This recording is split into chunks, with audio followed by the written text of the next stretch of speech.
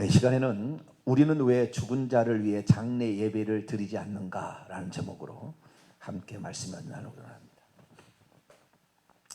대한민국의 장례 예배, 추도 예배를 안 드리는 교회가 얼마나 될까?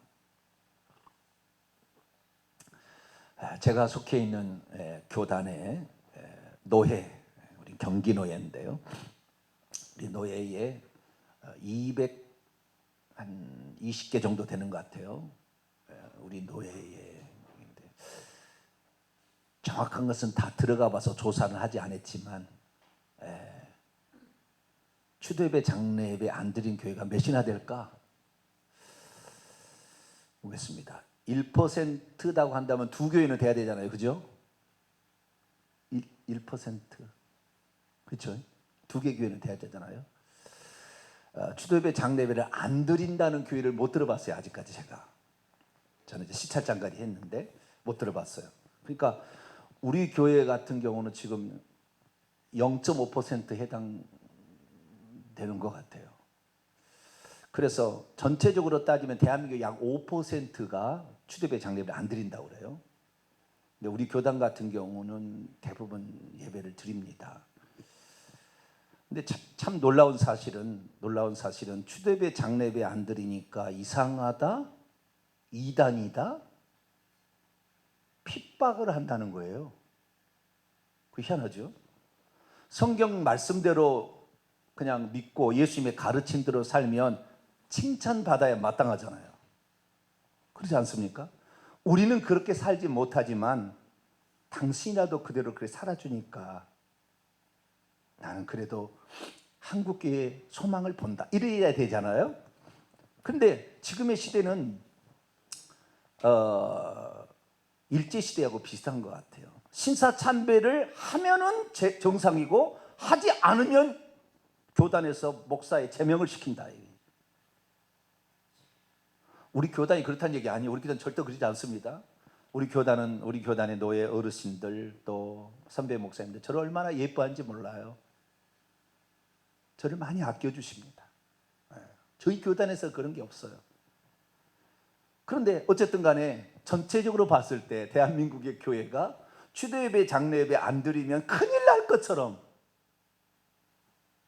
이상한 교회인 것처럼, 정통이 아닌 것처럼, 정상이 아닌 것처럼 지금 그렇게 돼버렸어요. 그럼 언제부터 그랬느냐? 우리 장로교는 1970년대 후반부터 예식서에 장례예배가 들어오기 시작했습니다. 추도예배가. 그럼 그전에는 그게 없었어요. 1970년 후반에 들어온 겁니다. 그러나 저는 1998년 그때 임직을 했기 때문에 그때는 이미 어떤 20년 이상의 세월이 지나간 뒤기 때문에 당연히 죽으면 임종예배, 좀 있으면 하루 지나서 입관예배, 좀 있으면 발인예배, 나가서 하관예배. 저는 하관까지 직접 했어요. 그 매장하는 거 있잖아요. 그러다가 조금 지나니까 화장으로 가더만 이제는요. 화장으로. 너무 무덤 쓸 데가 없대요. 후손이 가서 벌초하기 힘들다고 이제는 화장으로 가자. 이렇게 해서 화장 예배로 이제 갔는데 화장 예배는 예배를 못 드립니다. 지금은 조금 더 낫더라고요. 처음에는 드릴 시간이 없어요. 딱 그 장례식장에 도착해서 있다가 대기하고 있다가 시간 딱 되면은 그 사람 담당자가 딱 오잖아요. 그러면은 관 들고 가서 그 앞에 가서 쫙 저라고 딱 해서 딱 받아가지고 쑥 들어가 버려 그냥 이렇게. 뭐 거기에서 뭐 시간을 안 줘요.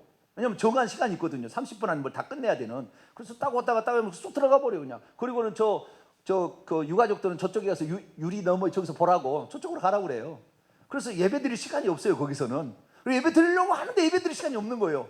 그러니까 어쩔 때는 뭐요, 거기 지나갈 때 정리하고 들어가려면 잠깐 그래가지고 거기다 놓고 잠깐 우리 기도하겠습니다. 이런 식으로 해서 어떤 장례 예배를 그 마지막에 하간 예배 대신 못하고 기도만 하고 드려본 적이 많았는데요. 어느 순간부터 이제 그런 게 이제 하간 예배 때는 예배는 안 드리고 그냥 발인 예배로 끝나는 식으로 지금 이제 그렇게 가고 있어요. 근데 여러분 장례식장에 지금 가게 되면은요, 검정색 옷을 입잖아요. 하얀 리본을 여기다 달고, 조그만 리본을 여기다 달고, 완장을 남자들은 좀 차고, 그죠? 완장을 남자들은 차고 여자들은 안 찹니다. 차고, 근데 여자들은 하얀 리본을 여기다 조그맣게 나비처럼 생겼어요. 여기다 달고 이렇게 해요. 그러면 이것은 어디서 온 거죠?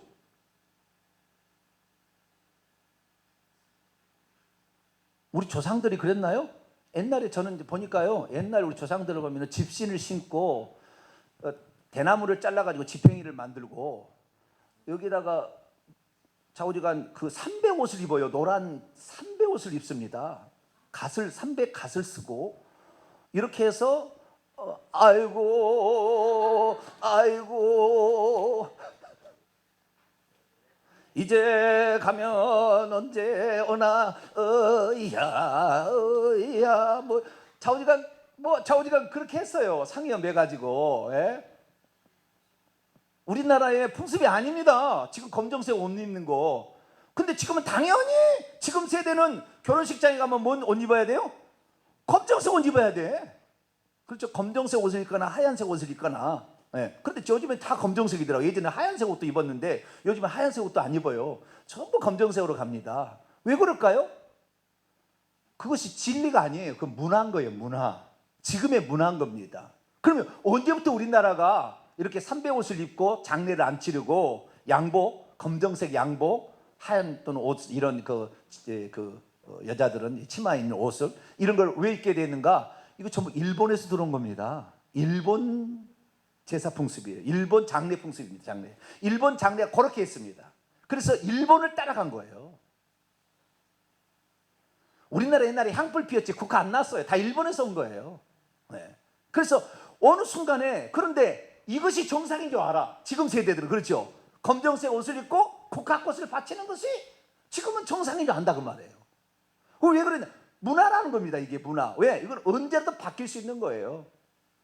그런데 이 문화라는 것을 성경 말씀으로 이해하면 안 되는 거예요. 성경 말씀은 변하지 않을 하나님의 말씀이고 문화는 언젠가는 바뀌는 거예요. 시대가 그렇게 되면 앞으로요. 지금 문화는 거의 다 화장하는 것으로 가잖아요.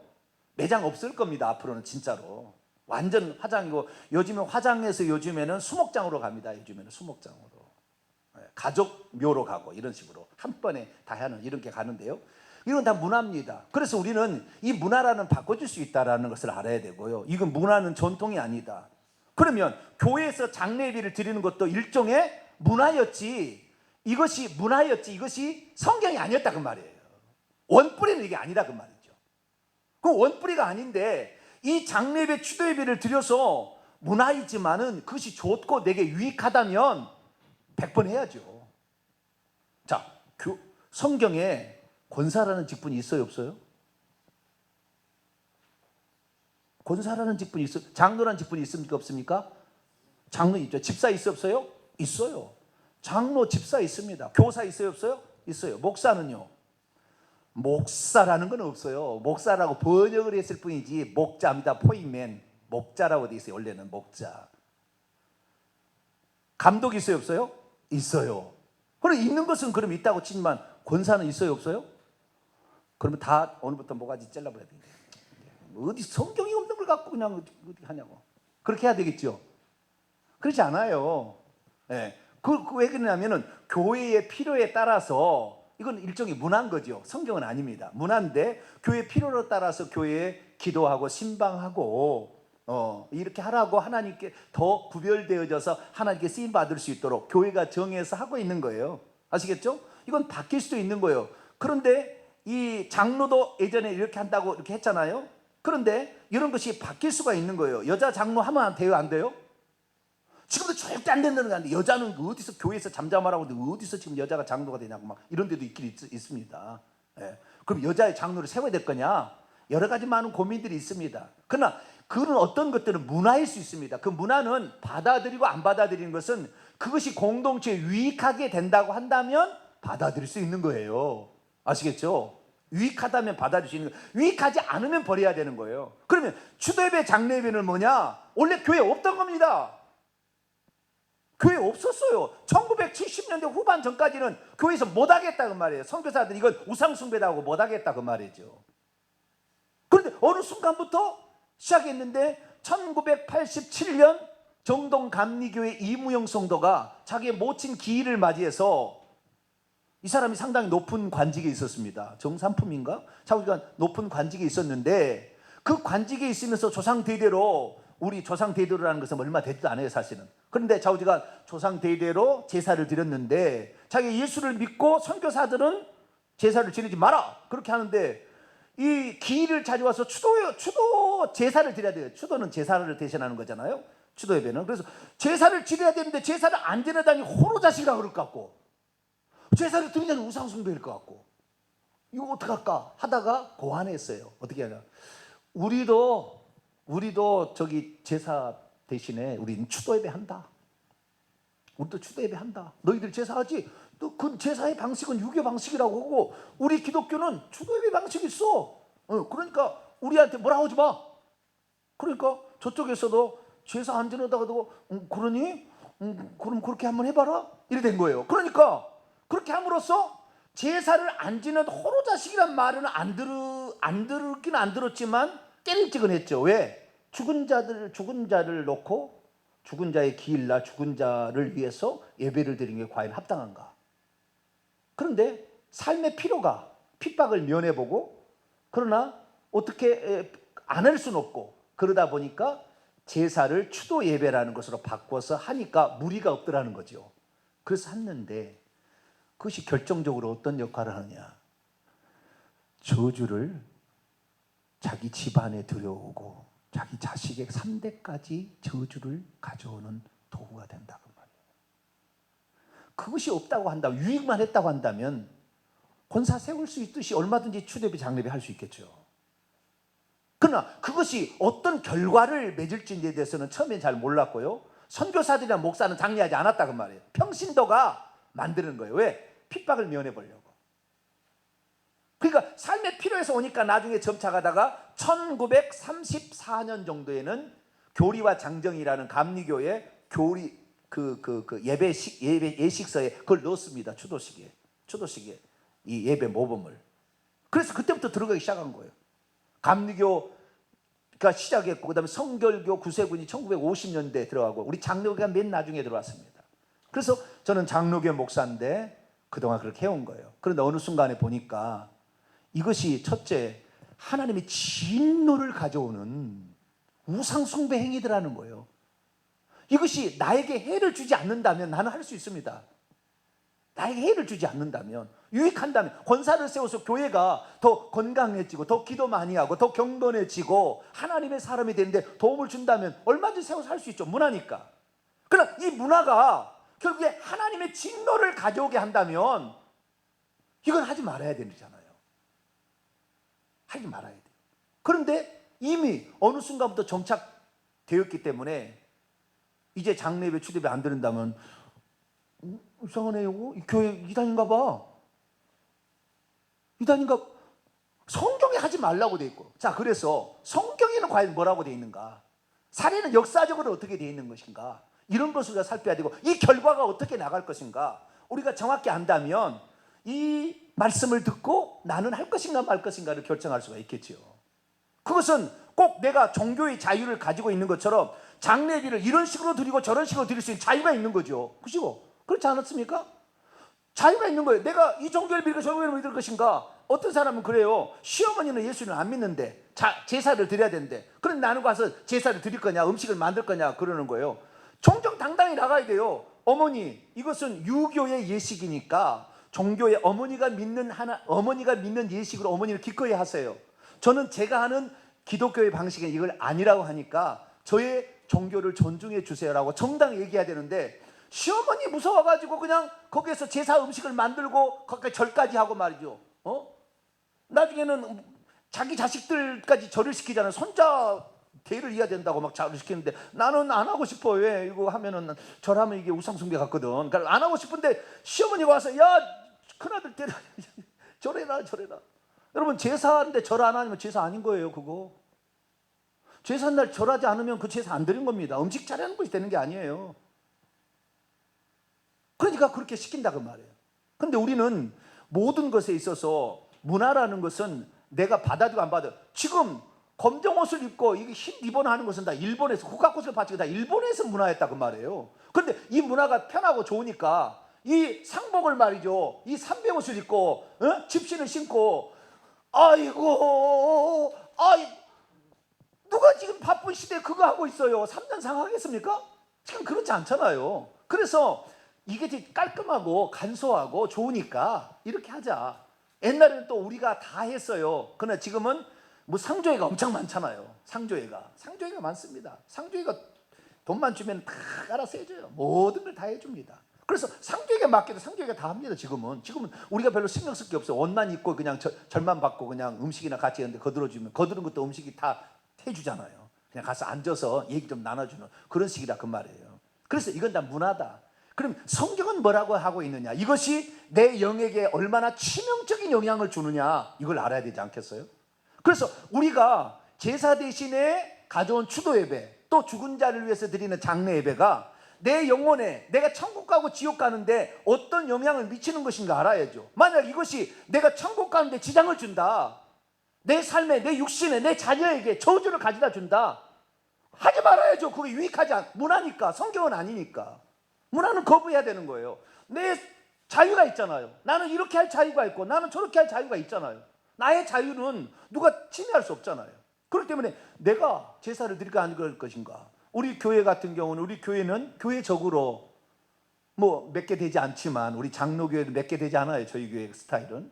그런데 우리 교회에서는 이것이 영적으로 매우 유익하지 않고 뿐만 아니라 이것이 치명적으로 후손까지 해를 입히고 뿐만 아니라 우리가 죽은 다음에 내 영혼에게 치명타를 안겨주기 때문에 하지 않겠다 결정했으면은 그러시냐고. 그러면은 그렇게 하시라고 해야 되는데 여기 이상하네 교회가. 어머 여기 이상한가 봐. 이렇게 어리석어요. 자기 지식의 한계, 역사를 모르는 거예요. 어떻게 추대예배가 들어왔는지 역사를 알아야 될 거 아니에요? 우리나라에 그러면 옛날에는 우리 조상들이 제사를 드렸냐? 그것도 아니에요. 제사라는 것은 조선시대에 들어왔습니다. 조선시대 이전에는 우리 민간인이 제사를 드리는 게 없었어요. 조선시대 처음에 왕이 중국의 문화를 수입해가지고 왕들만 종묘사직이라 해서 제사를 드렸어요. 그런데 그것이 조선 중기가 넘어가면서 너무 가난한 이런 양반들이 상놈한테 팔았어요. 그걸 뭐라고 하죠? 족보를 파는 거예요. 족보를. 그래서 양반직을 파는 거죠. 거기다가 나는 가난하니 먹을 게 없으니까 돈 받고 파는 상민으로 전락하고 중인으로 전락하고 팔았어요. 그러면 그 사람이 이제 자기가 뼈대 있는 가문이라는 걸 어떻게 해요? 이 추도예배 제사를 멋지게 아주 불러다가 탁 하게 되면은 이 집은 뼈대 있는 집안이야. 그러니까 처음에는 왕이 하다가 양반이 하다가 벼슬 있는 사람들이 하다가 양반이 하다가 나중에는 상인까지 상놈까지 다 하게 된 것이 제사입니다. 이건 조선시대에 만들어진 것이고 중국에서 들어온 수입 종교예요. 수입 종교. 제사가 우리 민족의 고유한 풍속이 아니라 그 말이죠. 500년밖에 안 됐어요. 조선 5천년의 역사 가운데 500년밖에 되지 않는 이 역사를 전통이라고 그거 안 한다고 당신 호로자식이라고 엉뚱한 거예요. 역사를 공부해야지. 역사를 공부해야지. 우리나라는 그렇지 않아. 우리나라는 하늘의 하나님께 제사를 드렸지 제사 일반 사람 죽은 사람한테 제사를 안 드린 거예요. 그런데 어느 순간부터 이 제사가 효라는 사상과 맞물려서 이거 하지 않으면 불효자라는 것으로 이렇게 만들어갔죠. 왜? 귀신이 다 역사하는 거죠. 왜? 귀신이 그렇게 해서 자연스럽게 절하면은 속에 들어가서 자기가 그 사람을 소유하고 있다가 지옥에 끌고 들어가면 자기가 귀신이 계급이 높아지니까 당연히 그렇게 쓰죠. 그러나 그 귀신의 가르침을 우리는 성경의 가르침인 것이냐 잘못 알고 있고 그것을 하고 있으면 그 제사의 변형이죠. 추도예배는 제사의 변형일 뿐이지 또 다른 게 아닙니다. 그것을 이렇게 바꾸는 거예요. 핍박을 면해보기 위해서 이쪽을 변형해서 이렇게 들여온 것입니다. 똑같은 거죠. 이것이 내게 해를 주지 않는다면 장려해야 된다니까요. 이게 해를 준다 그 말이에요. 어떤 해를 주느냐? 결정적으로는 지옥 가게 만들어요.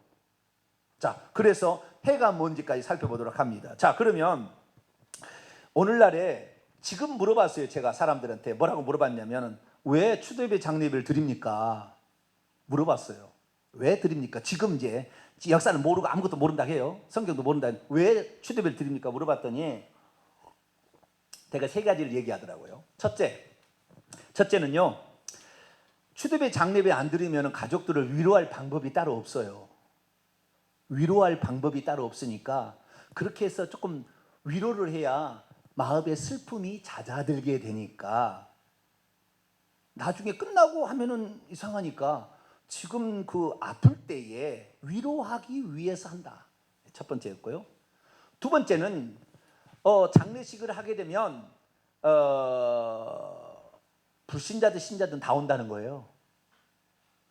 그 상주가 영정 사진 놓고 그 방 안에 있잖아요. 방 안에 있는데 거기에 불신자도 있고 신자도 있는 거예요. 그런데 이 장례예배, 추도예배를 드리게 되므로 어떻게 되느냐? 불신자들이 거기에 참여하게 되는데 그때 목사라는 사람의 설교를 들어볼 수 있다는 거죠.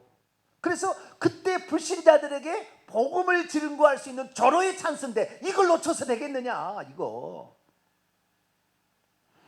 그렇게 해서 장례예배, 추도예배 드려서 믿음이 딱 생겨가지고 그 교회 나와서 천국 간 사람이 몇 퍼센트 된 줄 아세요?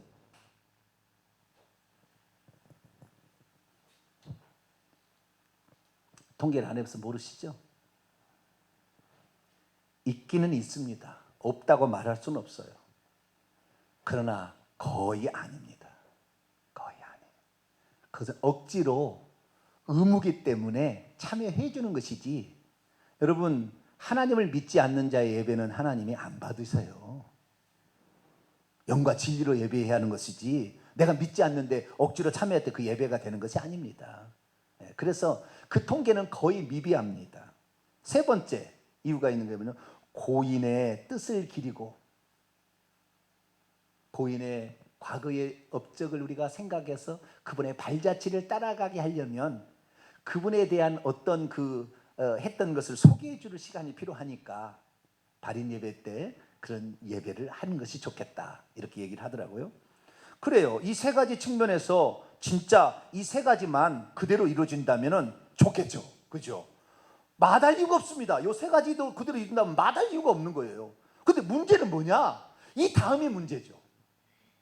내 육체와 내 후손에게 어떤 영향이 끼치는 것인지, 내가 죽어서 내 영이 어떻게 되는 것인지에 관하여 해가 없다면 이 좋은 걸 왜 안 합니까? 해야지. 그러나 그것이 내 영과 내 후손에게 치명적인 영향을 주고 내 영혼이 천국 가는데 치명적인 영향을 준다면 아무리 좋다고 할지라도 하지 말아야지. 하지 말아야 돼요. 자, 그럼 결과부터 볼까요? 자, 제사의 변형이 추도예배입니다. 죽은 자를 위해서 예배를 드리는 것은 이것은 제사의 다른 변입니다. 고린도서 10장을 봅니다. 성경으로 들어갑니다. 고린도서 10장 20절입니다. 22절까지 읽습니다. 시작. 무릇 이방인이 제사하는 것은 귀신에게 하는 것. 자, 우리가 추도예배 장례는 하나님께 드린다고 드리지만 제사의 변형이에요. 그러면 결국 누구한테 예배 드리는 거예요? 귀신에게 예배 드리는 것이 돼버린다니까. 결과적으로 그렇게 된다 그 말이에요. 다시 계속 읽습니다. 무릇 시작. 무릇 이방인이 제사하는 것은 귀신에게 하는 것이요 하나님께 제사하는 것이 아니니 나는 너희가 귀신과 교제하는 자가 되기를 원하지 아니하노라. 너희가 주의 잔과 귀신의 잔을 겸하여 마시지 못하고 주의 식탁과 귀신의 식탁에 겸하여 참여하지 못하라. 여기요. 자, 제사만이 아니라 제사에 바쳐진 음식을 먹는 것도 동일한 우상숭배입니다. 제사만 드린다고 제사만 우상숭배이고 제사의 음식, 제사에 바쳐진 음식입니다. 제사에 바쳐진 음식을 먹는 것도 동일한 우상숭배 행위다. 그렇게 나옵니다. 너희가 주의 식탁과 귀신의 식탁, 주의 잔과 귀신의 잔을 겸하여 할 수는 없다. 더러운 것과 깨끗한 것을 같이 하면 더러워지지 깨끗해지지 않는다 그 말이에요. 회개를 통해서 예수 그리스도의 피를 통하지 않는 것은 전부 다 어떻게 되는 거예요? 더러워지는 거예요. 자, 22절이 저는 제일 무서워요. 읽겠습니다. 시작. 그러면 우리가 주를 노여워하시게 하겠느냐? 우리가 주보다 강한 자. 우리가 주님보다 강하다면 눌러버려. 주님, 이건 예의인데요. 무슨 소리입니까 지금? 예의를 지키고 있어요. 지금 예의를. 하나님 가만히 계세요 좀. 내가 능력이 있다면 그렇게 하겠죠. 그러나 우리가 하나님께 명령할 입장입니까? 하나님의 명령에 우리가 순종할 입장입니까? 주님을 노여워해 해서는 내가 손해보는 거예요? 주님이 손해보는 거예요? 우리가 손해보는 거잖아요. 우리가. 그러니까 우리가 주님보다 약한 자입니다. 근데 주님은 뭐라 하냐? 죽음이 임하는 곳에 저주가 임한 것이고 죽음이 임한 곳에 더러움이 있다 그 말이에요. 구약 성경을 볼까요? 자, 민수기 19장을 볼까요? 더럽혀지는 겁니다. 시체가 있는 곳에는 더럽혀지는 거예요. 시체를 만지게 되면 더럽혀지는 거예요. 죽은 자를 만지게 되면. 19장 11절과 13절 읽어봅시다. 민수기 19장 11절과 13절 시작. 사람의 시체를 만진 자는 이레 동안 부정하리. 사람의 시체를 만지면 부정에 더럽혀진다 그 말이에요. 일주일 동안, 최소한 일주일 동안. 13절입니다. 시작. 누구든지 사람의 시체를 만지고 자신을 정결하게 하지 아니하는 자는 여호와의 성전을 더럽히니라. 그가 이스라엘에서 끊어질 것은 정결하게 하는 물을 그에게 뿌리지 아니하므로 깨끗하게 되지 못하고 그 부정함이 그대로 있을 것이라. 구약 시대는 이 시체를 만지고 오면 일주일 동안 부족했는데 일주일이 지나면 정결한 물을 뿌려서 의식을 통하여 정결케 하는 예식을 하고 예배를 참석하는 거예요. 만약에 우리 부모가 오늘 돌아가셨는데 우리 부모 때문에 내가 시체를 만지거나 뚜껑을 덮지 않은 그릇이 그 공간에 있어도 더럽다고 그랬어요. 그러니까 그 공간에 있으면 더럽혀지는 거예요. 더럽혀졌는데 내일이 안식일이라 그래서 안식일 날 절기를 지키기 위해서 성막에 가면은 죽여버리라 그 말. 그런 놈을 죽여버리라. 이 성경 그거예요. 왜 그러느냐? 여러분 죽음과 동시에 무슨 일이 나면은 죽음과 동시에 바로 그 시체를 마귀가 귀신이 딱 접수합니다. 육체로 내가 살아 있을 때는 내 영혼과 육체가 같이 있을 때는 이것이 귀신이 나에게 허락을 받고 들어와야 돼요. 죄를 지은 것을 빌미를 들어와야 되고 내가 절함으로써 경배하는 의식을 정확히 계약을 체결해야 들어올 수 있다고요. 우리의 의지가 있기 때문에 함부로 못 드는 겁니다. 불신자랄지라도 우상숭배 행하지 않으면 들어가기 어려워요. 불신자랄 때 귀신이 들어가기 어렵다니까요. 불신자라고 다 귀신이 들어오는 게 아니에요. 우리가 죄를 짓게 돼서 합법적으로 들어온다 그 말이에요. 그런데 죽음과 동시에 이 죽을 때 이 육체가 범죄함으로 말미암아 육체가 더럽혀졌는데 죽음과 동시에는 마귀가 딱 소유합니다. 자, 창세기 3장.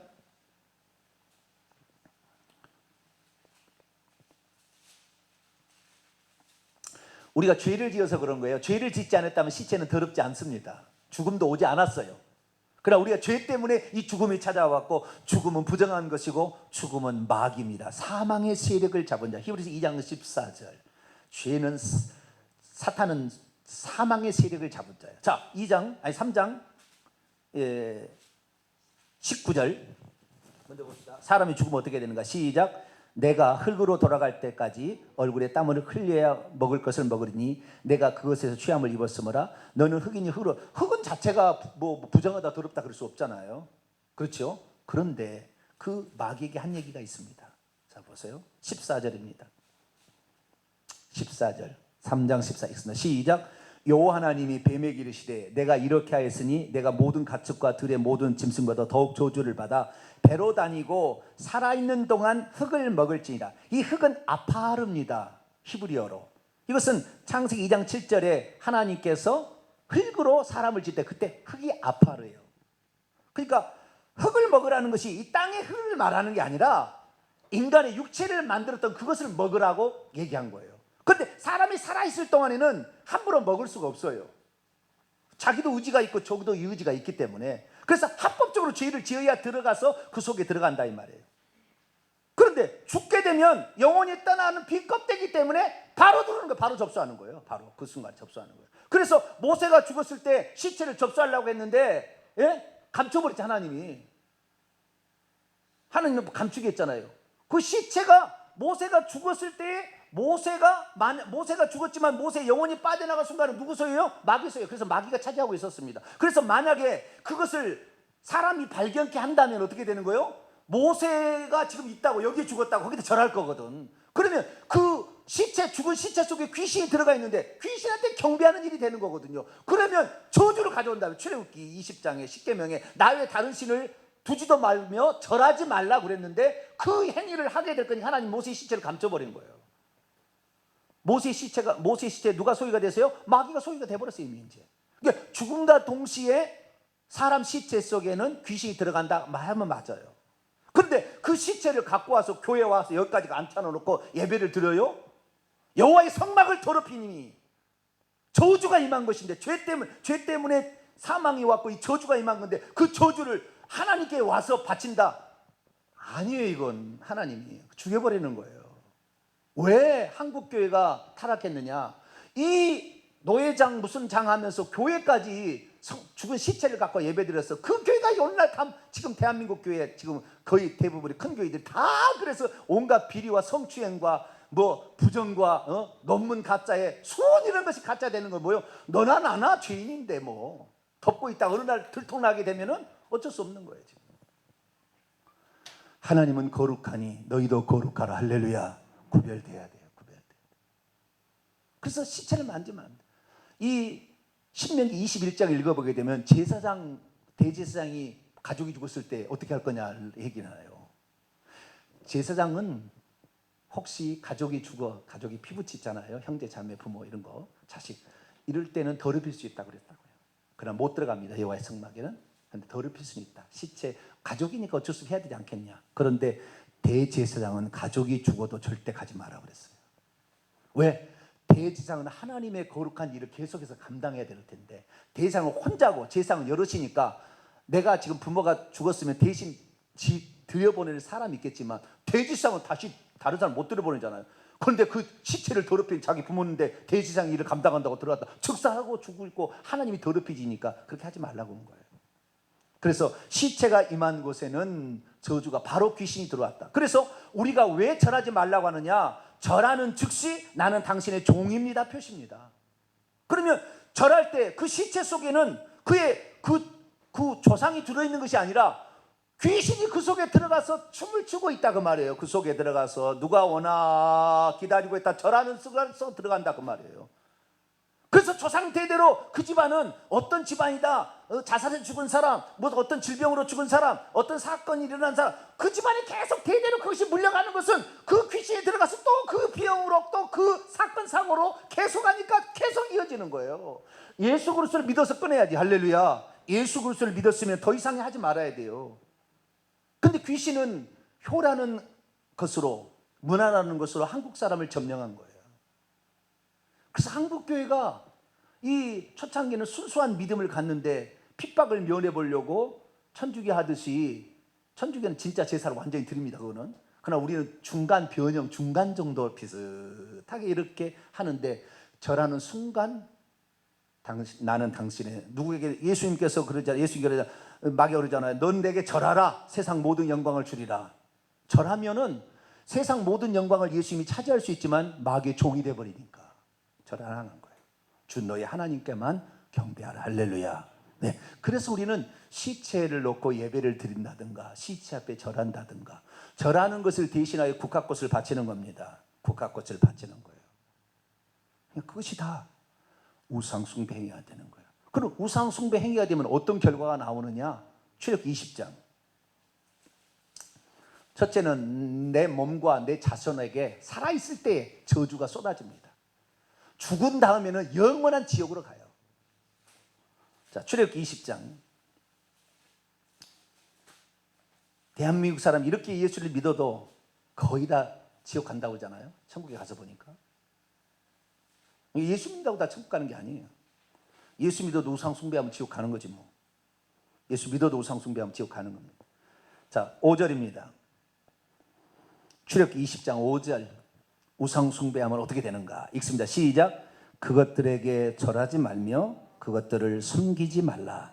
나 내 하나님 여호와는 질투하는 하나님즉 나를 미워하는 자의 죄를 갚되 아버지로부터 아들에게로 3, 4대까지 이르게 하거니와. 내가 우상 숭배에서 귀신을 받아들이면 나만 저주가 있는 것이 아니라 3대 내 아들 손자까지 영향을 받는다고 말이에요. 오늘날에 다 그런 건 아닙니다. 어떤 약물을 잘못 먹어서 자식이 잘못 나올 수 있지만 상당수가 조상이 우상 숭배한 것 때문에 지체장애, 정신장애가 나와요. 다 그런 거 아니라고 했습니다. 다는 아닙니다. 그러나 예수 안 믿는 집안이라 한다면 거의 그래요. 틀림없이 그 조상 중에 무당이 있거나 엄청 우상 숭배를 많이 하면 반드시 어떤 박야가 나와요. 정신 지체가 나와요.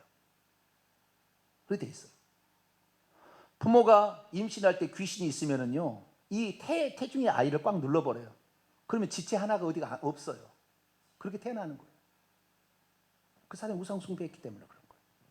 귀신이 딱 눌러가죠. 귀신에게 밥을 내줄 필요가 없잖아요. 우리 자손이 저주받도록 우리가 제사를 지극정성을 할 필요 없잖아요. 그건 문화입니다. 문화. 성경이 아니에요. 성경이. 왜 문화를 우리는 절대적으로 받아들여야 됩니까? 성경이 아닌데.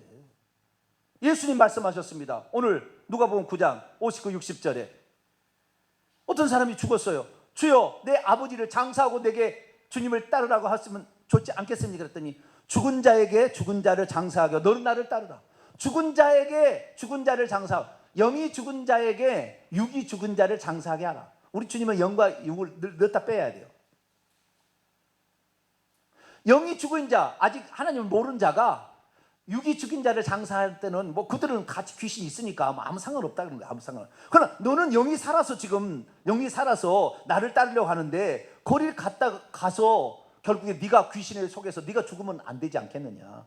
죽은 시체는 내 것이 아니라니까. 죽은 시체 되는 순간부터 마귀 소유예요. 귀신이 들어가는 거야. 귀신이 들어가.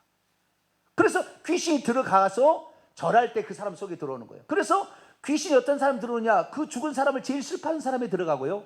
꼭 절하는 사람에게 들어갑니다. 다른 사람이 안 들어가요. 그래서 제사 때는 이런 데는 어린아이를 되도록이면 참석을 안 시켰는데 지금은 잘 몰라 그런 것을. 어린아이 때부터 귀신이 들어가도록 아이 절을 막 시키잖아요. 미련한 짓입니다. 옛날에는 어린이들 안 시켰어요. 위험한 줄 아니까. 중환자실에도 어린아이 안 들어가잖아요.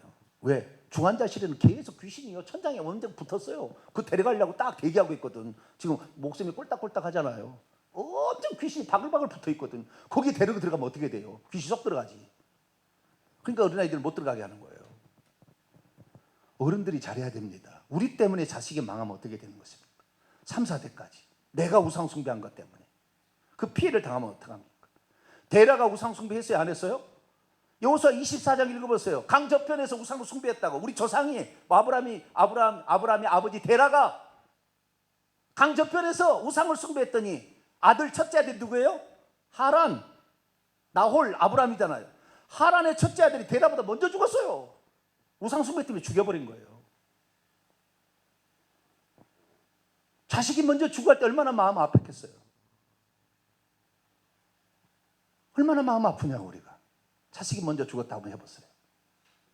그것이 나의 우상숭배로 나온다니까. 결과로 나의 우상숭배 때문에 나오는 거예요. 그래서 내가 이 우상숭배를 하면 안 되겠구나.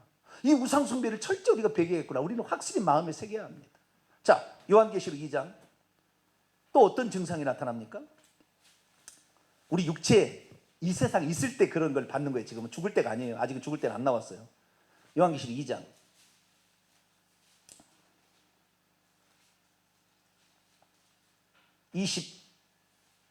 20절부터 우상의 제물을 먹게 되는 것도 똑같다고 그랬죠. 아까 우상에 절하는 것이나 우상의 제물을 먹는 것 똑같다고 그랬어요. 20절부터 23절까지입니다. 시작. 그러나 내게 책망할 일이 있노라. 자칭 선지자라는 여자 이세벨을 내가 용납함이니 그가 내 종들을 가르쳐 꿰어 행음하게 하고 우상의 제물을 먹게 하는도다. 또 내가 그녀에게 회개할 기회를 주었을 때 자기의 운명을 회개하고자 하지 아니하는도다. 볼지어다 내가 그녀를 침상에게 던질 터이요 또 그녀와 더불어 간음하는 자들도 만일 그의 행위를 회개하지 아니하면 큰 환난 가운데 던지고 또 내가 사망으로 그녀의 자녀를 죽이리니 모든 교회가 나는 사람의 뜻과 마음을 살피는 자인 줄 알지라. 내가 너희 각 사람의 행위대로 갚아주리라. 본인은 침상에 던지는 거예요. 여러분 우상 숭배하는 사람들은요 죽을 때 이 병으로 죽어요. 많이 한 사람들, 군 많이 하고 점쟁이 많이 찾아가고. 반드시 죽을 때 중한 질병에 걸리고 죽어요. 특히 치매가 걸려 죽을 확률이 많아요.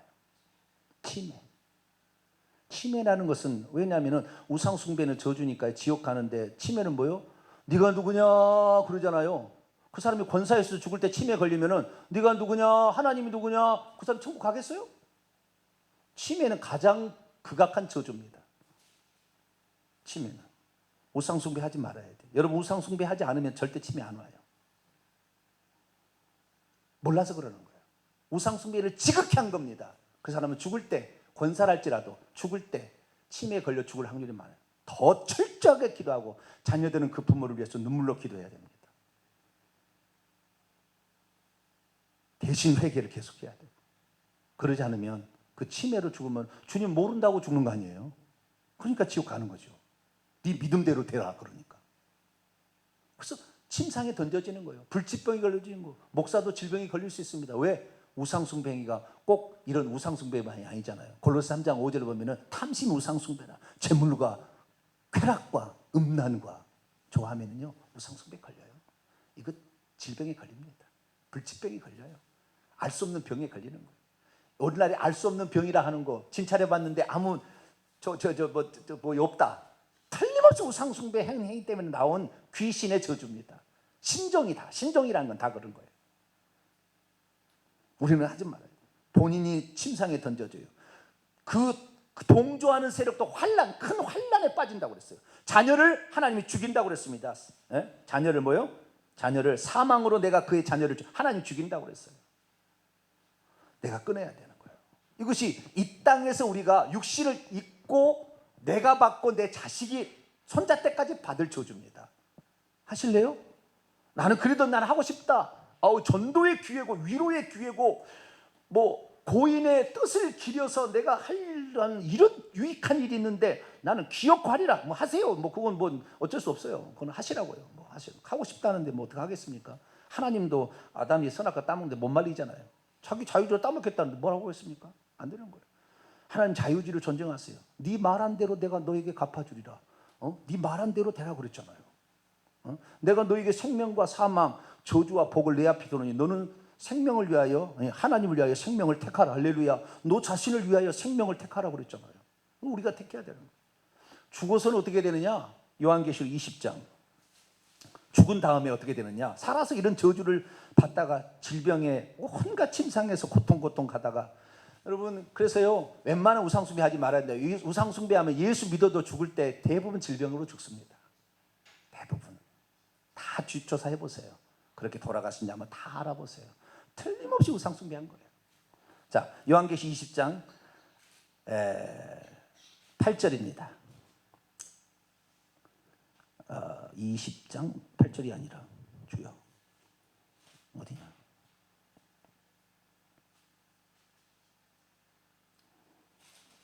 몇 장이죠? 불과 유황으로 던진다는 거 어디가 있어요? 네? 21장 8절. 주여, 하도 오랜만에 하다 보니까 몇 장 있는데 기억이 안 나버려요. 이거 참 오랜만에 지금 하는 거잖아요. 21장 8절 죄송합니다. 읽습니다. 시작. 그러나 두려워하는 자들과 믿지 아니하는 자들과 흉악한 자들과 살인자들과 음행하는 자들과 점술가들과 우상 숭배자들과 거짓말하는 모든 자들은 불과 유황으로 타는 못에 던져지리니 이것이 둘째 사망이라. 우상 숭배하는 자는 불과 유황. 이거 예수 믿는 사람 중에서 그러는 거예요. 예수 믿어도 이거 회개치 않으면 지옥에 던져집니다. 고린도전서 6장.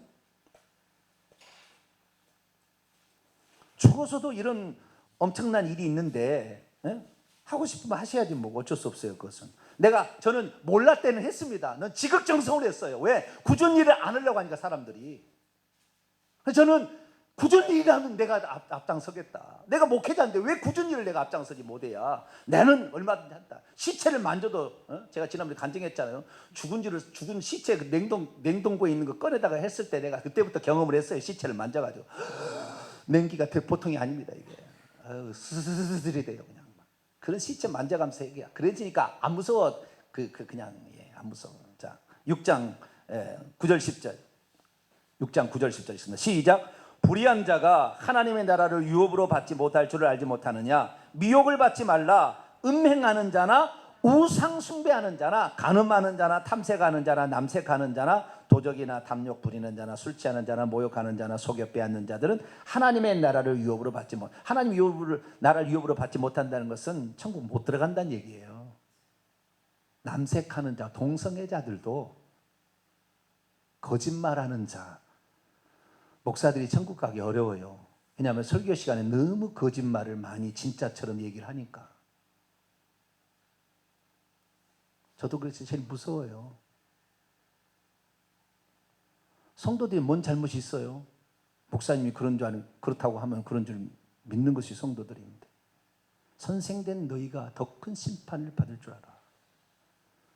함부로 목사 되기 어려워요. 그래서 정말 철저하게 하나님 말씀을 연구하고 기도하고 철저히 알아서 하나라도 내가 내 가르침을 따르는 사람이 지옥 가면 내가 연자못 맷돌을 목에 달고 물에 빠져 죽으리라는 각오로 말씀을 전해야지요. 그렇지 않다가 함부로 했다고 어떻게 하겠어요? 여기 보면은 죽어서도 뭐요? 죽어서도 지옥에 간대. 살아서 저주, 내가 질병과 사건 사고에 휘말려서 그냥 고통 안다가 죽고 자식까지 그런 해를 끼친다 해다가 죽어서는 지옥에 간대. 그러면 마음대로 해야지. 가족들을 위로하고 그냥 보고 불신가를 전도하고 그냥 고인의 업적을 기억하기 위해서는 이만한 좋은 것이 없는데 어떻게 내가 이걸 안 해야? 그러면 그거 해야 돼 이제. 성경에 예수님 말씀도 하지 말라고 그랬잖아요. 그 시체는 귀신 접수하는 거니 하지 마라. 그건 이미 끝난 거다. 콩알이 수입했으면 걷어넣었으면 콩깍지는 불태워서 없애뜨는 것이지, 그거 갖고 막 떠받들고 우리 콩이십니까? 우리 어르신 여기에 지금 있습니다. 죽은 시체가 지금 여기에 물속에 지금 있습니다. 그리고 맨날 그거 해서는 귀신이 틈타는 거예요. 결국에 귀신이. 그래서 우울증에 빠지는 것이고 그래서 자살하는 거예요 나중에. 그래서 우리가 영적으로 봤을 때 그런 거라는 겁니다. 그렇다고 해서 내 가족이 죽었는데 슬퍼 안 할 수 없죠. 우리 마음 아프죠. 아프지만 그거 알죠 다. 그러나 영적으로 봤을 때 경배하고 숭배하고 이렇게 했다가는 귀신의 공격을 받는다는 거예요. 하나님이 고치지 못할 사람이 없다라는 박효진 장로님이 교도소에 수감하는 사람들을 관리하는 사람이었는데, 어느 날 이 밤에 1시경에 어디를 가고 있는데요, 썩은 시체보다도 더 강력한 썩은 냄새가 막 풍기더라는 거예요. 무슨 썩은 이런 냄새가 나나. 그래서 봤더니 저기에 집 한 채가 있는데 그 집에 불빛이 새어나오고 있었어요. 저 집에서 뭐가 있는 모양이라고 가봤어요. 갔더니 그 집이 그날 제삿날이었어요. 그 집의 제삿날. 그 제삿날 가보니까 마당을 열어놓고 거기서 제사를, 이제 광에서 제사를 드리고 있는 거예요. 그래서 뭔가 사찰에 받아봤더니 거기에 제사의 음식을 쫙 차려놓고 있는데, 여러분 제삿날이 되면 귀신이 그날 알고 찾아오는 거예요. 귀신이 찾아오는데, 귀신이 와서 제사의 음식에 똥을 파글파글 싸면서 그 절한 사람의 입으로 들어갔다 옆구리로 들어갔다 춤을 추고. 시커먼 영체예요. 귀신은 보는 사람은 정확히 보는 사람이 있지만 대부분 귀신은 시커먼 영체로 보입니다. 시커먼 이를 쓱 이렇게 지나가는 거예요. 그것들이 막 이렇게 난리가. 그 똥을 싸는 게 냄새가 찔러가지고, 와, 이게 제사를 드리면 안 되겠구나. 내가 지금 내 죽은 조상에게, 내 부모님에게 제사 드린 게 아니라 귀신이 와서 대신 그것을 받아서 조상의 흉내를 내서, 어떤 사람은 꿈속에 자기 조상의 모습으로 나타납니다. 그렇게 해서 제사를 드리게 만드는 거예요. 그래서 그걸 책으로 써놨어요. 하나님이 고치지 못할 사람은 없다. 책에 나와요. 성경에 단 한 번도 죽은 자를 위해서 예배드렸다는 대목이 없습니다. 제사는 오직 하나님께만 드리고요, 하나님께만 드린 제사는 구약으로 끝났고 예수님이 골고다 언덕에서 마지막 제사를 드렸어요. 그 다음부터 예배로 바뀌었습니다. 그래서 죽은 자들에게 예식을 했다는 말 없어요. 여러분, 야고보가 순교하고 베드로가 죽고 바울이 죽는데 예배드렸습니까? 그런 기록이 없어요. 우리 성도들은 죽으면 시체는 이미 귀신에게 내준 거예요. 그게 빨리 파묻어야 돼. 빨리 파묻어요. 그래서 하루 만에 유대인들은 다 파묻어 버려요. 왜? 부정이 만 거냐. 7일 동안 부정. 만지면 시체가 부정하요. 성전에는 못 간다고 그랬잖아요. 그 정도로 더럽혀지는 거니까. 그래서 그렇게 했던 것입니다. 그래서 성경에서도 전례가 없고요. 예수님도 그것은 아무것도 아니니까 적당히 처리하라 그랬다 그 말이에요. 그것은 우상 숭배 행위에 대한 변형일 뿐이고 그 결과가 우리에게 치명상을 준다. 그래도 하고 싶다면 해야 돼요. 그럼 우리 교회에서는 그래서 안 하는 겁니다. 그래서 안 한다고 얘기를 했고 벌써 지금 6년 돼가고 있습니다. 우리 교회는 6년 안 한다고. 그래서 안 하고 있습니다. 그러면 네 교회는 완전히 그냥 초상 치르면 완전히 팔이 날리겠네. 어떤 사람은 나에게 그렇게 얘기를 하더라고요. 그런데 우리 그렇지 않습니다. 우리는 위로합니다. 왜냐하면 마음의 아픔이 있잖아요. 가족의 인연이 있었는데 그걸 끊어내야 되는 아픔이 있잖아요. 그래서 우리는 조문을 갑니다. 우리 성도들은 모든 사람이 다 믿으면은 고인의 뜻에 따라 헌화 영정 앞에서의 기도 예배는 드리지 않습니다. 유가족을 위로해 주시고 기도만 해 주십시오 라고 배너 하나 세워놓고 여기다가 해놓고 그리고 조문은 받습니다. 산 사람에게 절하는 것은 아무 문제 없어요. 귀신이 안 들어올 거니까. 그래서 산 사람한테 절을 하고 손을 만져주고 돌아가면서 손을 잡아주고 안아주고 위로해주고 제가 뜨겁게 기도해주고 귀신 틈타지 못하도록 지켜달라. 가족 간에 화평하게 이 장례가 잘 진행되게 해달라. 기도하고 뜨겁게 기도하고 그리고 와서 식사를 합니다. 식사하는 것이 그렇게 좋은 것은 아닙니다. 그렇다고 해서 그것이 제사의 음식은 아니니까 사온 거지 제사상에 올라간 음식 아니잖아요. 그냥 먹는 것도 상관은 없습니다. 그래서 같이 성도들과 함께 교제하고 이렇게 하는 자리로 하고 또 가서 이렇게 하는데 그런데 참 신기한 것은 제가 그렇게 갔다 오게 되면 영적으로 엄청 손해라는 거 저는 느껴요. 느낍니다. 영적으로 엄청 손해라는 거 더럽혀진다는 걸 느낍니다. 그래도 성도의 아픔인데 나의 아픔으로 생각해야지 생각하고 갑니다. 내가 설령 그런 어려움이 당해서 좀 며칠을 가요. 때로는 어쩔 때는요 속이 한 며칠 동안 설사를 하고 난리가 나요. 그럴 때도 있어요. 그래도 갑니다. 우상이 바친 재물은 아니니까 생각하고 먹고 이렇게 합니다. 내게 많은 손해가 있다는 거 그래도 우리 성도를 사랑하는 마음으로 저는 기꺼이 그렇게 하고 있다는 거 참조하시고요. 마지막입니다. 그래서 우리가 장례가 터지면 어떻게 할 거냐. 그때는 상조회가 너무 잘 되잖아요. 보람상조 무슨 상조 많잖아요. 상조회. 그런 상조회가 알아서 하도록 맡겨버리세요. 죽은 자들로 죽은 자를 장사하게 하라. 상조회가 죽은 자를 장사하게 하라. 얼마나 성경적이에요. 그죠? 그렇잖아요. 죽은 자들로 죽은 자를 영이 죽은 자들로 육이 죽은 자를 장사하라. 그러니까 상조회가 장사하도록 하라. 맡겨라고 그랬어요. 저는 그럽니다. 항상 가서 어떤 상조회에 가입돼 있습니까? 가입되지 않으면 상당히 복잡하잖아요. 근데 가입되지 않으면 내가 소개를 하고 그래서 어떤 상조 그러면 거기에서 알아서 하도록 딱 하세요. 우리가 하는 일은 우리가 해야 될 일은 절하거나 꽃을 바치거나 이런 거 하지 분양하고 이런 거 하지 않은 거 하고 오는 손님 잘 받아서 같이 위로하고 격려받고 또 위로받는 거 그것만 잘 하시면 됩니다. 대신 우리는 위로를 갑니다라고 함으로 우리는 하는데요. 우리 성도들은 그래도 슬프니까 마음이니까 우리 안아주면서 많이 울고 하기도 합니다. 그건 어쩔 수 없는 일이에요. 우리 인간인지라 그걸 할 수 있습니다. 그러나 절하거나 꽃을 바치거나 그 앞에 고개를 숙인다든가 그래서는 안 된다. 저는 그래서 장례장 가면 그렇습니다. 기독교 예식에 따라서 꽃을 바치지 않습니다. 인사 나누시죠. 그리고 바로 인사합니다. 아무 지장 없습니다. 그것은 아무 지장 없습니다. 그래서 우리가 장례식에 터지게 되면은 이 시체는 그 다음부터 내 것이 아니라 귀신의 것이었구나. 그래서 귀신이 오는 날 일부러 제사를 추대배를 드리면 귀신이 와서 경배를 받으니까 제사하는 것은 귀신이 하는 거다. 안 하는 거다.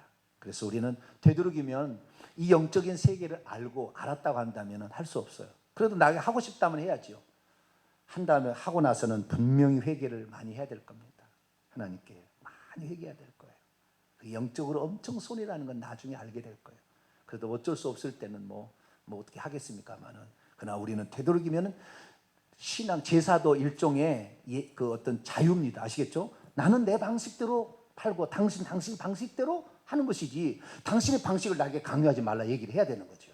그래서 우리가 이 기독교 예식으로 하는 거 이런 것도 정당한 우리의 방식이라는 거 자부심을 가지시고 이렇게 해나가시게 되기를 간절히 바랍니다. 기도하겠습니다. 거룩하고 자비로우신 하나님, 오늘 왜 우리 교회가 추도예배, 장례예배를 드리지 않는가 생각해 보았습니다.